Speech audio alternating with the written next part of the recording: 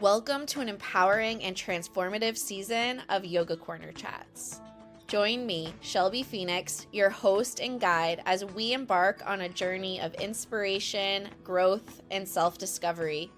This season, we're diving into the worlds of wellness and entrepreneurship, bringing you captivating conversations with extraordinary women who are making their mark in these realms. Each week, we'll explore the stories, insights, and wisdom of our remarkable guests, delving into their personal journeys and uncovering the secrets to cultivating a more balanced and fulfilling life. From yoga teachers to life coaches, therapists to entrepreneurs, each guest will bring their unique perspectives and experiences, offering invaluable guidance for navigating the paths of wellness and entrepreneurship with grace and resilience. At Yoga Corner Chats, we believe the power of women supporting and uplifting one another. We celebrate the diversity of our guests and their expertise, creating a space where their voices can shine brightly. Together, we'll explore what it means to define wellness and success on our own terms, finding inspiration in each other's stories and forging our paths to fulfillment. So whether you're an inspiring entrepreneur, seeking guidance, a wellness enthusiast eager to learn new insights, or simply someone who craves inspiration for living your best life, this season of Yoga Corner Chats is for you. Tune in every week to join our captivating conversations and discover how you too can embrace the transformative power of yoga, wellness, and entrepreneurship. Together, let's manifest our dreams, support one another, and create a world where success and well-being go hand in hand. Subscribe to Yoga Corner Chats on Apple Podcasts, Spotify, or your favorite podcast platform, and be prepared to be inspired, motivated, and uplifted. The journey begins now.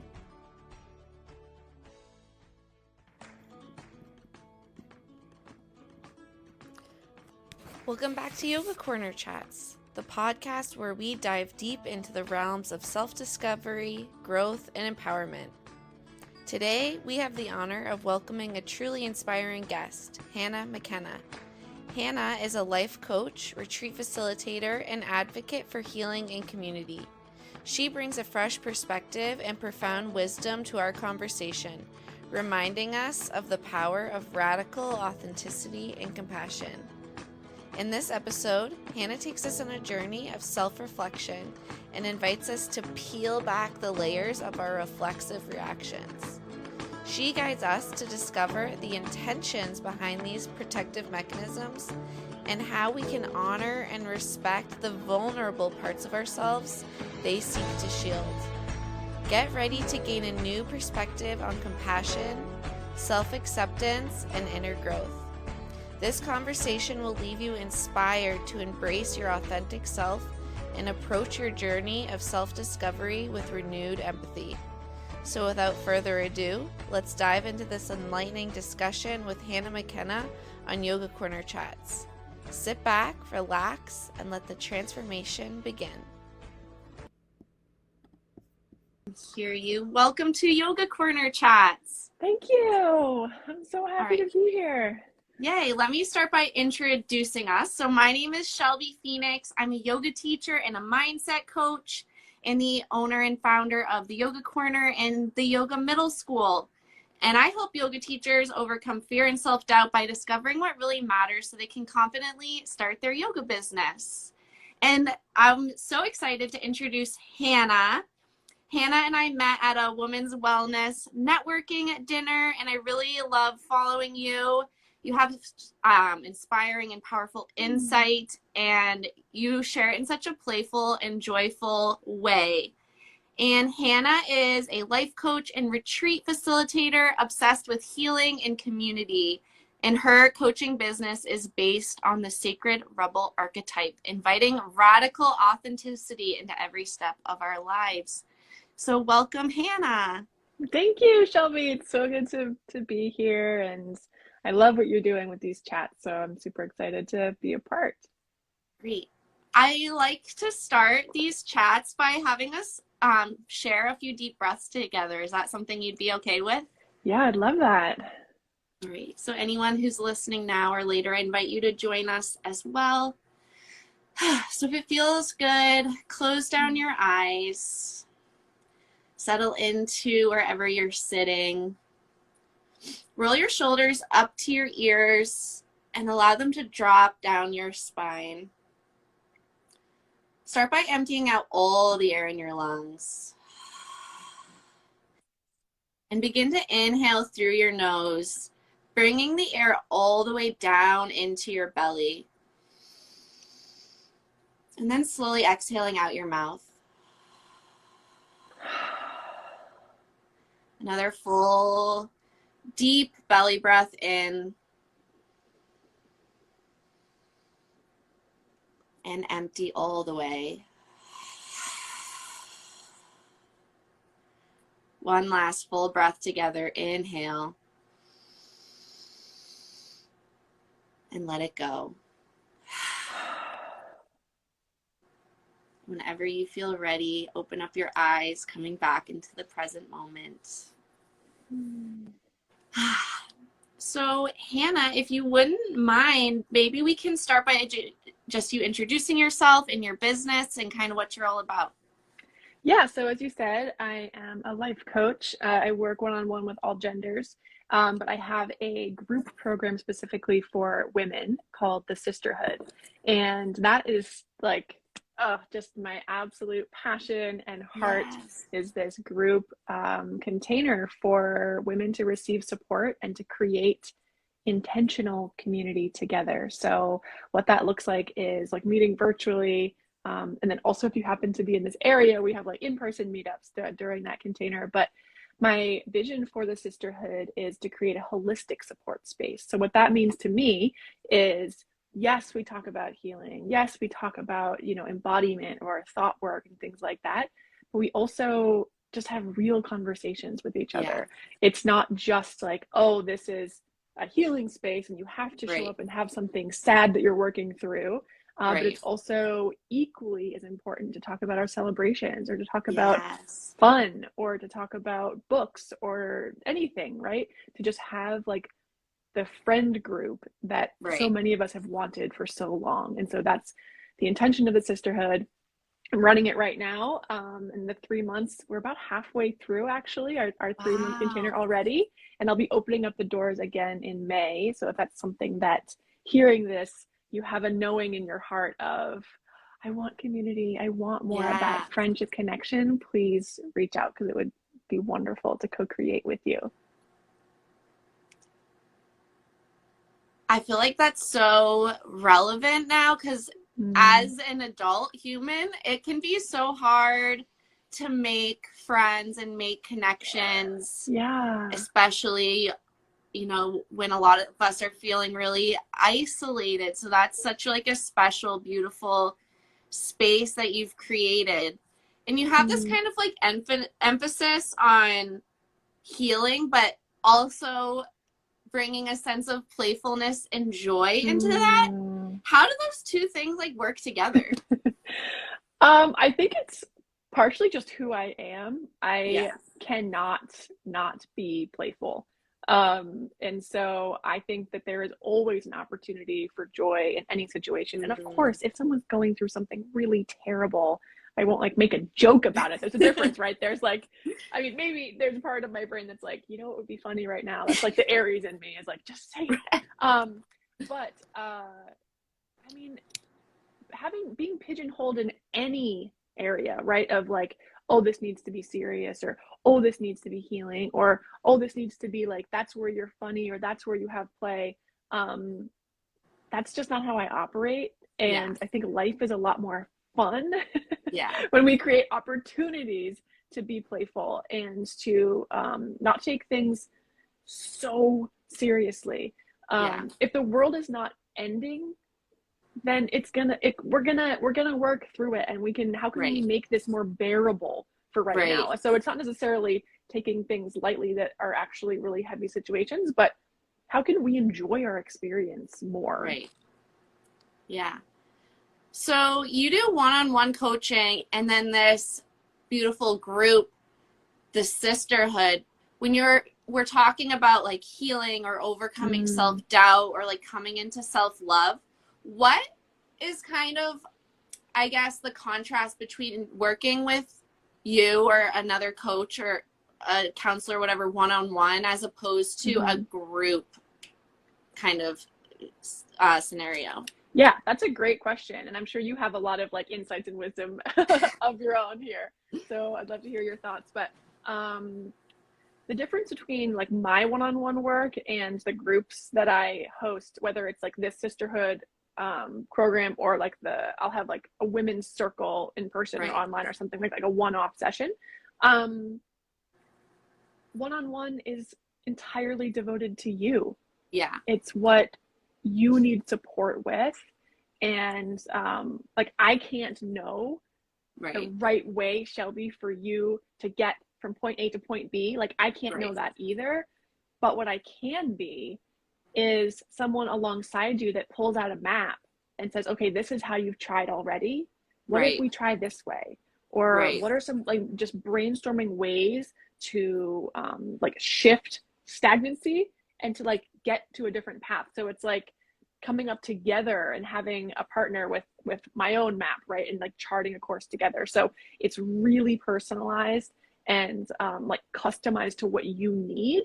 And then group is, I mean, I come to each session with a topic that we're talking about. So, you know, we had a guest teacher last week, but the time before that, we were talking about core wounds and our core gifts and how those things are actually the same usually, or like very tied together. And so in the groups, we have like a topic that we're talking about, and then we take space to share what we're going through. And if you're feeling stuck in not being sure, then I can help like invite you into thinking about different things or feeling into different things. And then we also have the healing within community. So like hearing what you are going through and what you are stepping into often gives me permission to feel the same thing, right? And so it's not just about like my healing and what I need to go through. We get like what I like to call a magic carpet ride when someone else is sharing and healing in community. Everyone holding space for that person also gets to feel something within that, their own healings. We're all just reflections and mirrors for each other. Yeah, I felt that because I've experienced it before in like whether I'm sharing and someone comes to me later and is like, thank you for sharing that, like it really helped, or the opposite where I've listened to someone and then I'm like, wow, I feel so much less alone, or like I can relate to that person and now I feel safer to open up or to take the next step in that journey. So I know that's so powerful.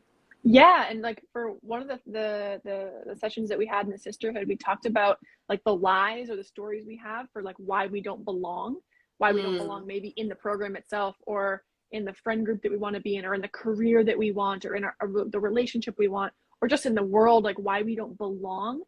And the sisters had so much courage in choosing with their own consent. This consent is both needed in partnership and also with ourselves, with their own consent, to share those things. And it was amazing, Shelby. Like there was not one unbelonging story that someone else also didn't have. Right. And it's just like highlighting those things as lies, as I can tell it's not true for you, so how could it be true for me? Right. And so that magic carpet of like owning it, bringing things into the light and seeing like, actually, this is a common experience. It's not just me. I'm not the only person worried about this. Yes. And there's so many things, like so many examples I could like list off of things that people are like suffering or like thinking about on their own. And like, for me, like the biggest thing that comes up is like mental health, like maybe like the experience of depression or anxiety and like feeling very isolated, alone. And like when you're able to like hear other people are experiencing that, it takes some of the weight. It's like we're sharing it instead of being all alone. Yeah, for sure. And that's actually something that maybe is part of my journey. I have depression. I have patterns Yeah. of depression, I actually like to say. And I could have chosen, and I did choose in the past to have that be a reason why I couldn't do things, right? Like, Yeah. how could I be a life coach? How could I help someone if I get depressed sometimes, like, Right. and so that was a story that kind of like swirled around my spirit for a long time. And it felt like something maybe I was hiding. Not that like I was really consciously hiding, like people in my life knew that I have depression. But I felt like I couldn't share that and still be a successful coach. I couldn't share that and still have people trust me. Right. And at some point I was like, fuck that. No. Like, I am a Yes. better coach because I know what it's like to be stuck in bed. Yes. I know what it's like to forget what the point of anything is, and Yeah. like, I know that experience, and I know how difficult it is to have compassion for myself in that and to choose it anyway, and just Yeah. how healing it is to share in community, for one, but to just own that as one of my strengths, as one of the things that makes me Yes. me. Right. And I mean, a lot of the women that I work with and people that I work with also have that. And it's just like you said, creating community. And is that a problem even? Is this Right. something that should prevent us from feeling joy and having success? No. I say Right. no. And I'm one of the ones standing up and being like, you can have depression, you can have anxiety, and you still are worthy of the life that you want. Yes. Thank you for sharing that. And yeah, I'll share too. I have depression. Like, I'm in a depression right now, and the same thing. Like, I want to share that because I want other people to know, like, you can be suffering with these things and you can still like start that business or do whatever you want, and like do it in a sustainable way that like works with what you're going through right now. Like, it's okay to rest when you need it, and then like use your energy when you have it, yeah, to thank be you able for to work sharing. through that kind Yeah, of stuff. thank you for sharing that with me and with all of us, because it's not that like you can have depression, and if you hide it, then you can be successful, right? It's you can have that and have it be part of you. And something that was really healing for me in this journey was seeing coaches or people that I admired who were open about that as well. Right. And I was like, oh man, we can still do this, Right. And yeah, I mean, just like me, sister, I get it. It sucks. Right. And it's not who we are. Right. And I also feel like when, like, as a coach or like a yoga teacher or something, like, when you share stuff like that, people feel like they can be seen because you understand a little bit about their journey as well. Yeah. Yeah, for sure. I mean, I know I felt that way. Yeah. So I'm really curious, what is the sacred rebel archetype? Ooh, she's my girl. So I'm like so curious. the way that I think of a sacred rebel archetype is kind of it's a way to talk about everything that we've already said, but kind of summing it up. So my entire platform, my entire business is based on the power of radical authenticity. And I believe that in order to truly love yourself, you have to actually be yourself. You have to actually know yourself. And authenticity isn't about confidence or an external like validation or external viewing of you. Radical authenticity is truly accepting yourself within yourself, right? Right. So the sacred rebel archetype arrived for me in my authenticity journey when I realized, like, you know what? I like the ideas of the spiritual community. I feel like I almost fit into the yoga world, or I almost fit into the meditation world, or all of these things, but I didn't quite fit. There was part of me, like that playful part of me, or the irreverence that I just like have in my spirit, or like I'm not a vegan, or like all of these different things. I never felt that true belonging, like that we were talking about. I always felt a little bit like a fraud Yeah. in different circumstances. And so I realized that number one, I'm probably not the only one that feels that way. If I feel that way, like I'm not some unique unicorn in that sense, right? Like, I mean, if I feel that way, probably other people do. So the sacred rebel to me means I rebel in the sacred communities by being my full self. And I also am sacred because of my rebellion, right? Like who I am is Right. an expression of my spirit. And so it's rebelling in the sacred and also being sacred in my rebellion. And that's what the sacred rebel archetype means to me. I don't know why this popped into my head, but there was one time where you posted a story where you were like pulling like oracle cards or tarot cards or something, and you were like, we're all magic, like you just pull a card, like look at it, like what do you feel, like what do you see, like it's not like a magic trick, it's just like your intuition or your like authenticity, like reading into the symbols or like whatever. And I really loved that, and it kind of reminds me of what you just said of like not quite fitting into like that space, but like making it your own through your own authenticity. What do you like notice about that? Yeah, thanks I forgot about that. Like I love creating rituals and ceremonies, and you know, like with even just in my friends, like we love a good like ritual to mark something, you know.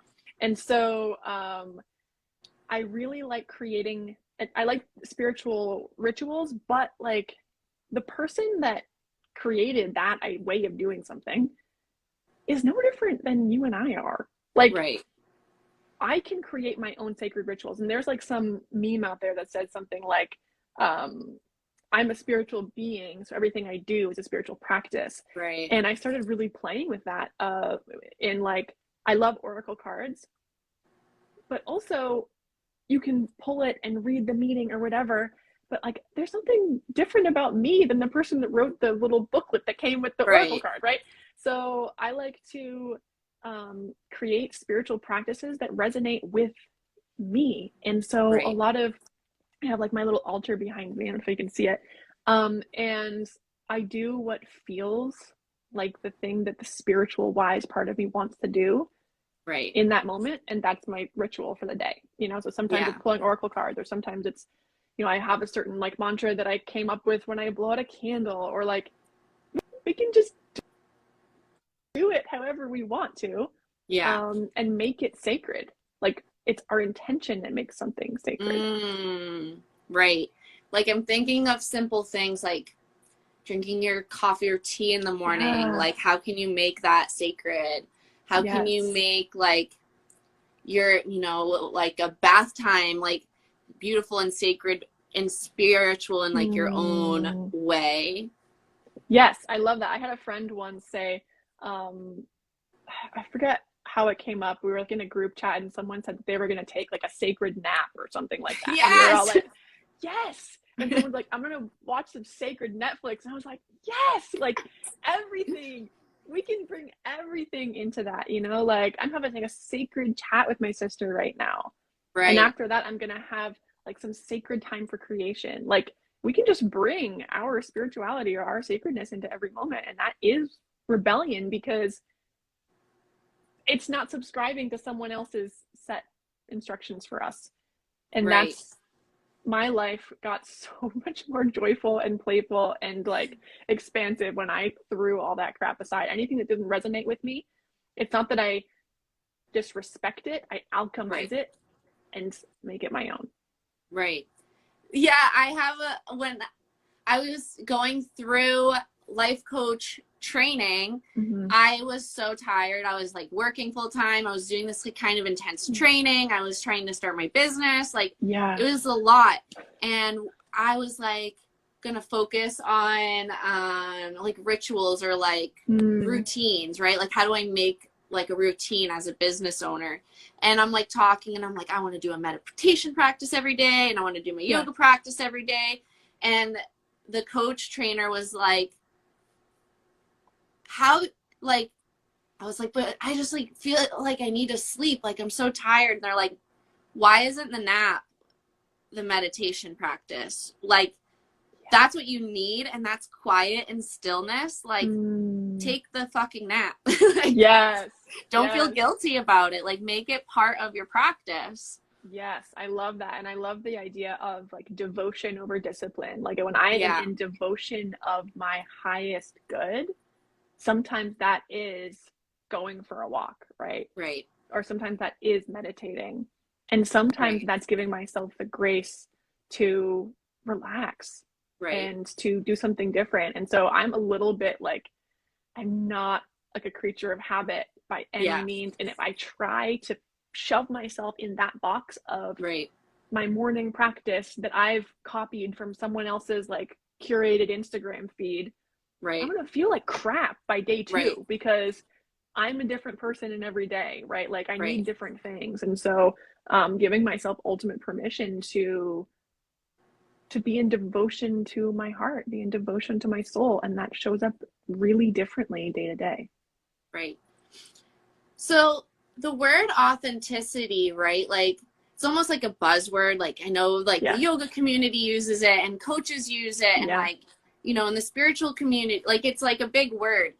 And so I'm wondering like authenticity versus like radical authenticity. Is there a difference? Like what can you define like what is radical authenticity? Yeah, that's a great question. And I can give the answer for myself. So authenticity is, to me, is choosing to show up in a way that's like aligned with who you are. Radical authenticity is full permission to have that be whatever it is. So I feel like sometimes authenticity, the way that I think of just authenticity, it's like, oh yeah, I'll be authentic with these 5 approved moods, right? Like these 10 approved insights. Radical authenticity is, to me, is a self relationship and it's complete acceptance. Complete acceptance. And so that means owning the parts of me that are really easy for me to like. And the parts of me that are really difficult to like. And not giving any more weight to any of either of those things, right? And so radical authenticity is a practice of devotion, like we were just talking about. And devotion that needs recommitment, constant recommitment, right? And also it's focused on our own experience. So like I was saying before, it's not about like external interaction. I think radical authenticity that'll change your life is being radically authentic with yourself. And then in every moment, choosing how you want to share that with someone else. So it's not that you need to be an open book to all people all the time. No. It's being fully honest and authentic with yourself and then choosing, how do I feel in this moment? What do I want to share with this person or in this setting? So it's not like you need to share every possible thing that comes in your mind all the time. It's having boundaries as well and having compassionate boundaries for yourself. I think for a lot of people, it can be super challenging to come to a place where you can be super honest with yourself. Like we tell these stories to ourselves, good, bad, or otherwise. And I think kind of maybe taking the moment to like be like, okay, what the fuck is the truth? Like what is honest? Like what is my radical authenticity as opposed, and like how can someone kind of break through those stories or those lies and like be brutally honest with themselves? Yeah, that's a great question and a really good point, because in order to feel okay with doing that, because I'm sure some people listening are like, I'm good. Like I don't want to know. No, I'm fine not knowing. And like, first of all, this is your choice, right? Fine, then don't. Right. I'm like, there's no right or wrong way to show up in your life. It's your choice. For me, the shift came, and for my clients, I see the shift comes when we first acknowledge that all of our behaviors, or our parts, I really like parts work. I don't know if you're familiar with internal family systems and parts work, but if No. we think of the different parts of ourselves, like the part Yeah. of me that gets depressed, or the part of me that feels jealous from someone else, or the part of me that feels Right. really excited, or all, if we think of ourselves as sort of a family of parts Right. rather than just like Hannah is this whole feeling this in this Right. moment, right? Like a part of me feels scared. A part of me Right. wants to shut down. And when we do that, it gives ourselves a little bit more agency to Yeah. be the person that's steering the ship rather than like, you know, and like being fully defined by anger in a moment. So Right. understanding that we have different parts is really helpful. And then knowing that the intention of every part of us is to protect and love ourselves. Mm. And so the part of you that freaks out and gets really angry when someone changes plans last minute, for example, Right. I can be radically authentic and understand and have acceptance for that part, because I can see that, first of all, I'm probably not reacting to that situation. I'm reacting to a belief I have about Right. how much I matter to people or something like that. And so doing work with a coach or a therapist to start seeing how every part that we have is like a survival mechanism. It's Yeah. created to protect us. And so it becomes a little easier to start having compassion for these parts, Right. without it being like, oh, that's the crappy part of me that everyone hates. And it's the reason I'm not in a relationship, you know, or something Right. like that. Actually looking at it and being like, wow, that part of me really wants to be loved. That part of me is Yes. demanding respect. That part of me Yeah. is really scared of being hurt. And so seeing the Mhm. motivation behind our like reflexive reactions, like Yeah. when we peel it back a little bit, makes that authenticity a little more palatable, I think. Yeah. I was listening to a podcast recently and it was all about marketing, but I feel like this applies just to like life. And it was Simone Seol. I don't know Oh, if you Simone follow her. Soul, yes, I Yeah. love her. Love her. So she was talking about this idea that like, so as a coach, you're launching your new group program and like one person signs up, and so you're like, I put all this work into it. I should have a full workshop, or I should have made this much money by selling the workshop, or like whatever. So you're telling this story of kind of like, I deserve this, or like self-pity, kind of like that Mm, story you're telling yourself. And like, what actions are you taking based on those thoughts, right? Like if you think that you did everything you could and you deserve more, like the next action might be to just like give up. Like, okay, I did it all, like I'm done. As yeah. opposed to having that honest conversation with yourself where you're like, did the quality and quantity of my actions equal this result? Therefore, you're like, what can I do differently next time? Like, how can I explore this so that it works out better next time? Or like, what did I miss out? And being like more curious. Yeah. Um, so I guess my question is, how can radical authenticity change your relationships, your work life, Mm. your daily actions? Yeah, I love that question. And I love Simone Soul. If any of you don't Yeah. follow her, even if you're not a life coach or you're not an entrepreneur, like her wisdom is just, oh, she's fire. So So check her out. good. And first of all, entrepreneurship is really fucking hard. Yeah. So if you're like listening to what Shelby was just saying, like, I unfortunately know this feeling. Yeah, it's really hard. And that doesn't mean you're doing it wrong. Um, so I just gotta say that for all my entrepreneurs out there.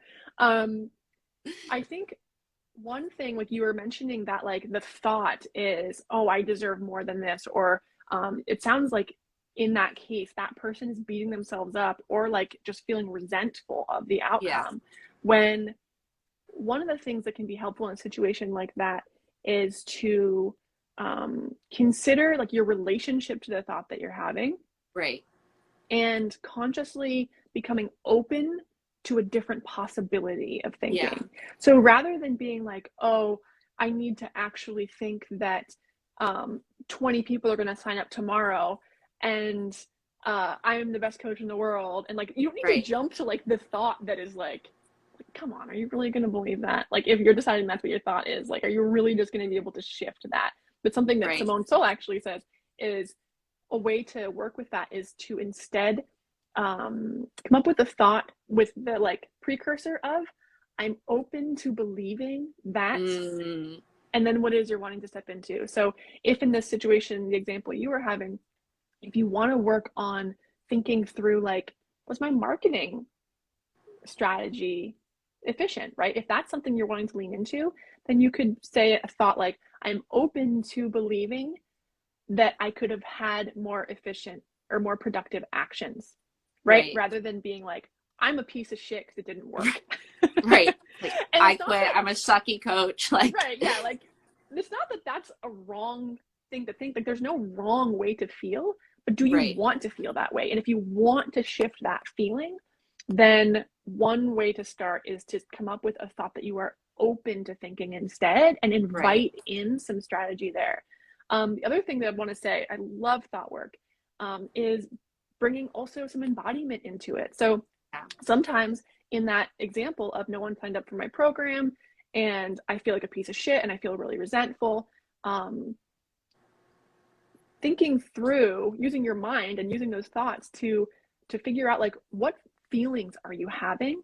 And is that feeling a knee-jerk feeling that you come up with all the time? And that's an invitation to look at like embodiment work and ways to work with maybe the traumas or the past experiences that have initially brought you into those feelings of resentment or self-loathing, and support your nervous system in healing those feeling patterns, so that when you have like the combination of a nervous system that's functioning properly, and by that I mean like you aren't in like flight, fight, freeze, fawn, all those like trauma responses. If you are in like a healthy nervous system and have the thought work combined, like that's the money right there. That's when you can be like, oh my gosh, my program launch didn't go the way I thought it would, and I'm feeling like a piece of crap and I'm feeling unworthy. And so I'm going to support my feelings right now. I'm going to feel through them with that radical authenticity, owning what I'm feeling, moving through, supporting my nervous system, and then bringing conscious awareness into my thoughts and like next steps. Right. Yes. What you just said, I feel like ties in everything we've been talking about, right? Because like your nervous system is actually just trying to protect you. Yes. It's like, I hated that feeling. I don't want to do it again. Like, if you just don't do it, you're safe. Like, and then like, but you as a person, like, can look at that physical response and be like, it's okay. I'm not going to die. Like, things didn't turn out as I wanted, but like, how can I calm my body down, feel safe, and then do the work so that you can move forward?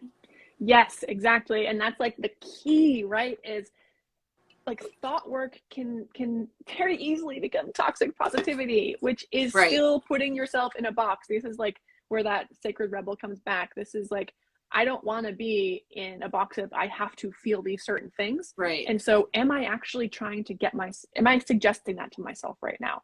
Am I telling myself it's not okay to think this? Am I telling myself it's not okay to think this? And so bringing embodiment practices in, or feeling through things and supporting yourself and your feelings before like making the shift, like you have to think this right away, or don't even think about that, just think that like good things are coming, I didn't die, whatever. Like what you're saying is bringing in the awareness of, my nervous system loves me, my nervous system is trying to protect me, and so I'm going to give that some attention, remind myself I'm not in danger, remind myself that my intention is to keep going, and then work with the thought work. Yeah. And that's such a good point about toxic positivity,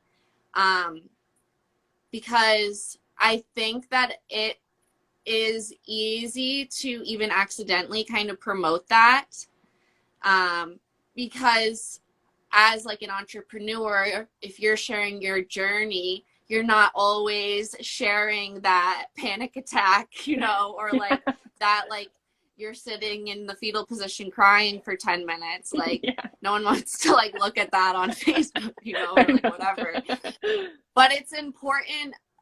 What I've learned is like, if your nervous system is heightened and you just push it down and like force these positive thoughts or whatever on yourself, like that's still there. Like you need to like let it go through its whole cycle. Like you need to honor the stress, the panic, the whatever, so that your nervous system can say, okay, like I'm really, really scared. I'm really nervous. Okay, did it. I survived. And then like, oh, I can come back like down now.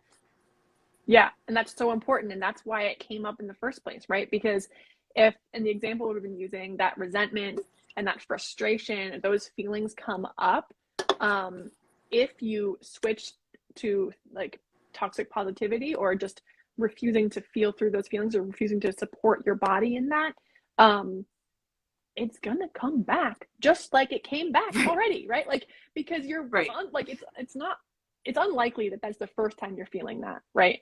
Because there is it's a neutral circumstance, right? Like one person signed up for the program is a neutral circumstance. Right. That could make me really excited. It could make you devastated, right? And so the fact that you're devastated, the fact that you're resentful, the fact that you're afraid is probably because of a different time in the past that you felt those exact same things, that your body is like, hey, you know what? This is just like last time. I'm freaking out.